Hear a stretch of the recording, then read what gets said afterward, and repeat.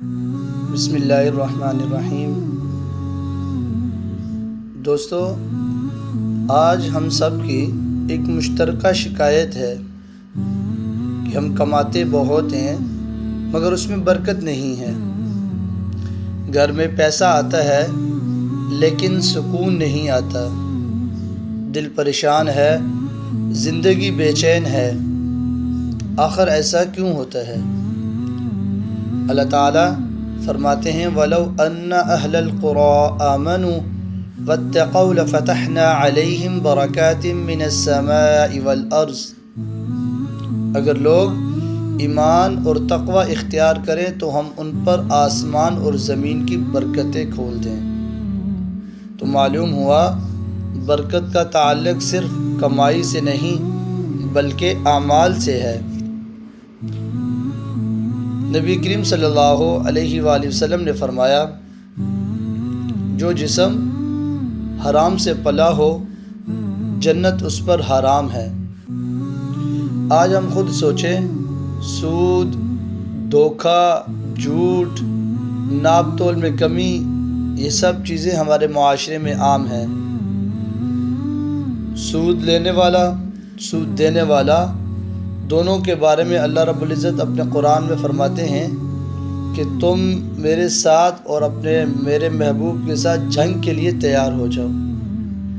اب مجھے بتائیں کہ کوئی شخص اللہ اور اس کے رسول کے ساتھ جنگ کر کے جیت سکتا ہے؟ وہ فرمایا کہ دھوکہ نہیں کرنا چاہیے، ناپ تول میں کمی نہیں کرنی چاہیے۔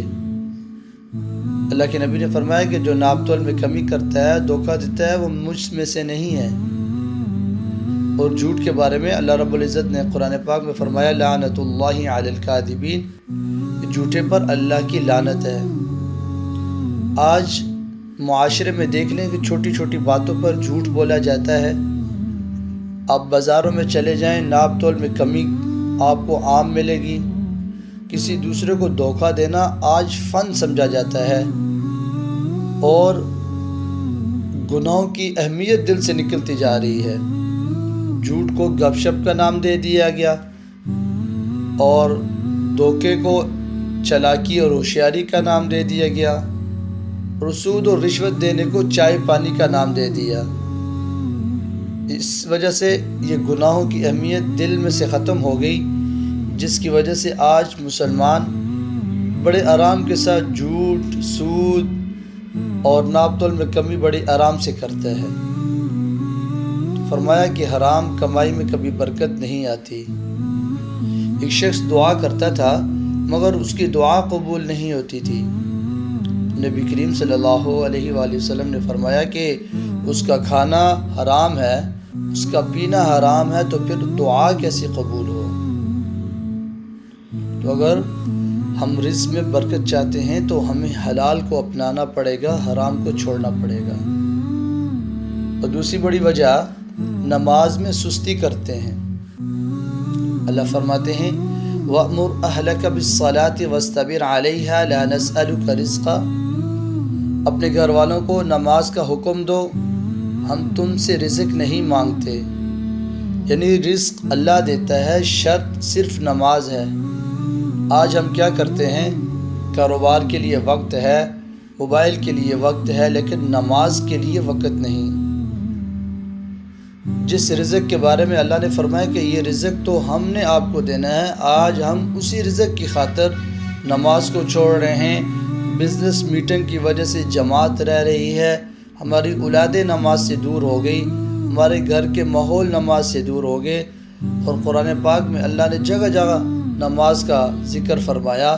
تو یہ نماز ایسی چیز ہے، جب یہ نماز فرض ہوئی تو صحابہ اتنے خوش ہوئے کہ وہ فرمانے لگے کہ ہم تو ہمارے مسائل حل ہو گئے، ہم تو براہ راست اللہ سے مانگنے کا ہمیں ذریعہ مل گیا۔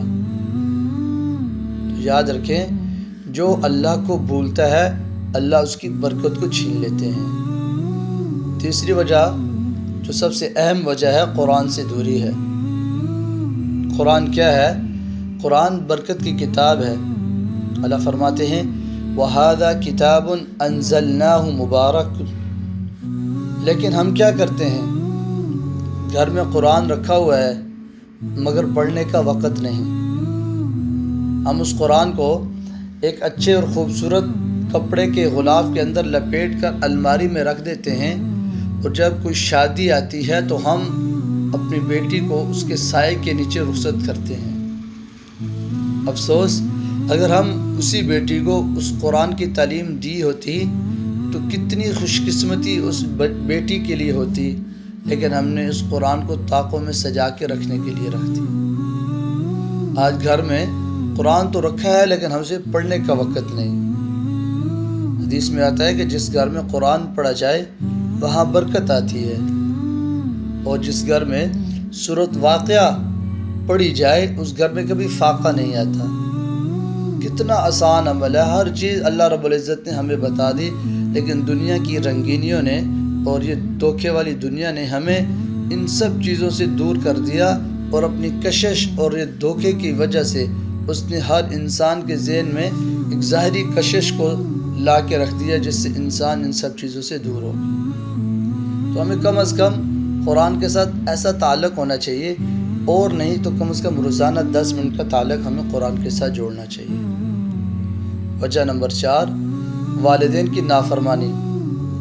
نبی کریم صلی اللہ علیہ وآلہ وسلم نے فرمایا کہ والدین کی رضا میں اللہ کی رضا ہے۔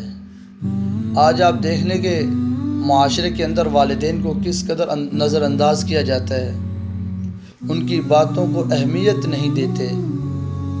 یاد رکھیں کہ جس گھر میں والدین ناراض ہوں وہاں برکت نہیں رہتی۔ ایک شخص تھا، بہت عبادت کرتا تھا، مگر اس کی والدہ ناراض تھی تو اس کی عبادت قبول نہیں ہوئی۔ اور ایک مشہور واقعہ بھی ہے کہ ایک صحابی کے بارے میں آتا ہے کہ جو آخری وقت میں کلمہ نہیں پڑھ پا رہے تھے، تو اللہ کے نبی کو جب اطلاع ہوئی تو پوچھا کہ بھائی کلمہ پڑھو، تو کلمہ جب نہیں پڑھا جا رہا تھا تو ان کے والدین کے بارے میں پوچھا تو بتایا کہ ان کی والدہ زندہ ہیں۔ ان کو بلایا اور پوچھا، انہوں نے کہا کہ اس کی عبادت کی مجھے کوئی شکایت نہیں، عبادت گزار ہے، روزے دار ہے، لیکن میرے ساتھ اس کا تعلق صحیح نہیں ہے، بات کرتا ہے تو میرے سینے کو، میرے دل کو چھلنی کر دیتا ہے۔ اللہ کے نبی نے فرمایا کہ کیا اس کو معاف فرماتی ہو؟ فرمایا نہیں، اس نے بہت میرا دل دکھایا ہے۔ تو اللہ کے نبی نے فرمایا کہ بلال لکڑیاں اکٹھی کرو، اس کو آگ لگاتے ہیں۔ تو اس والدہ نے کہا کہ اتنا ظرف تو نہیں کہ میں اپنے بیٹے کو اپنی آنکھوں کے سامنے جلتا ہوا دیکھوں۔ تو اللہ کے نبی نے فرمایا کہ دنیا کی آگ میں جل گیا تو کل قیامت کی آگ سے محفوظ ہو جائے گا۔ تو ساتھ ہی اللہ کے نبی نے فرمایا کہ اگر آپ چاہتی ہیں کہ اس آگ سے بھی بچ جائے تو اس کو معاف فرما دیں۔ تو جیسے ہی اس والدہ نے یہ الفاظ ادا کیے کہ یا رسول اللہ میں اس کو معاف کرتی ہوں، تو فوراً اس صحابی کی زبان پر بھی کلمہ جاری ہو گیا۔ تو ہمیں کیا کرنا چاہیے؟ والدین کی خدمت کریں گے تو رزق میں برکت آئے گی۔ تو میرے بھائیو، اگر چاہتے ہو کہ تھوڑے میں زیادہ برکت ہو، گھر میں سکون ہو، رزق میں اضافہ ہو، تو آج ہی یہ کام کریں۔ اور یہ کام 4 کام ہیں: حلال کمائی، نماز کی پابندی، قرآن سے تعلق اور والدین کی خدمت۔ دعا ہے اللہ رب العزت سے کہ اللہ ہماری کمائی میں برکت عطا فرمائے، ہمیں حلال رزق عطا فرمائے، ہمیں نماز، قرآن اور والدین کی خدمت کی توفیق عطا فرمائے۔ اگر آج بھی ہم نہ سمجھیں تو یاد رکھیں مسئلہ قسمت نہیں، ہمارے اعمال ہیں۔ دعا ہے اللہ رب العزت ہمیں عمل کی توفیق عطا فرمائے۔ جن دوستوں نے ابھی تک چینل کو سبسکرائب نہیں کیا اور وہ چاہتے ہیں کہ اس طرح کے واقعات ان کو ملیں، اس چینل کو سبسکرائب کریں اور صدقہ جاریہ سمجھ کر اس کو آگے بھی شیئر کریں۔ جزاکم اللہ خیر۔